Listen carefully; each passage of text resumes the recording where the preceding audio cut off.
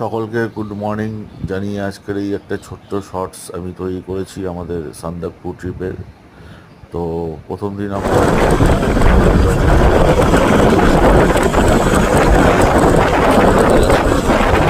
উত্তরবঙ্গের জলপাইগুড়ি আমরা নির্দিষ্ট সময় আমাদেরকে নেমে নামিয়ে দেয়।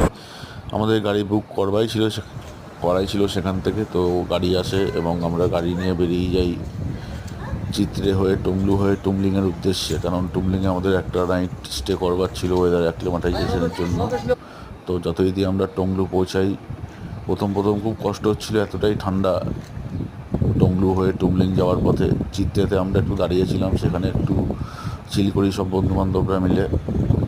তো ফার্স্ট নাইট আমরা টুমলিংয়ে নাইট স্টে করি। তো পরের দিন আমাদের ট্রেক শুরু। তো টুমলিং থেকে বেরিয়ে আমরা প্রথমে যেটা করলাম সেটা হচ্ছে আমাদের গাইড আমাদেরকে নিয়ে গেল সিঙ্গেলিয়া ন্যাশনাল ফরেস্টের যে চেকপোস্ট আছে তো সেখানে আমাদের আজ আইডি সকালে ফাইডি আমরা সমস্ত সান্দাকপু কিছু ট্রেকের চেক উদ্দেশ্যে করা হয়। বেরিয়েছি।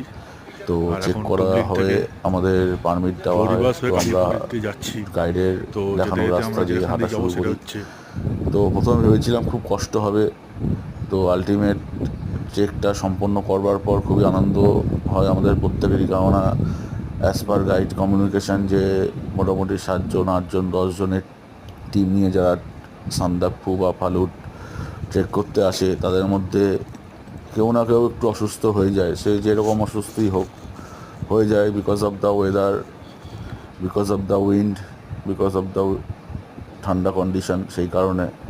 বাট আমাদের খুব ভালো লেগেছিল যে আমরা 7 জনই খুব ঠিকঠাকভাবে এই ট্রেকটা সম্পূর্ণ করি এবং টুমলিং থেকে এই লেকটার নাম হচ্ছে কালীপুকুরি। কালীপুকুরি লেক। এখানে কাল আমরা রাত্রেবেলা এসেছিলাম, বাট এতটাই ঠান্ডা এবং ছিল যে রাত্রেবেলা আমরা কোনো রকমের ছবি বা ভিডিও কিছু করতে পারিনি।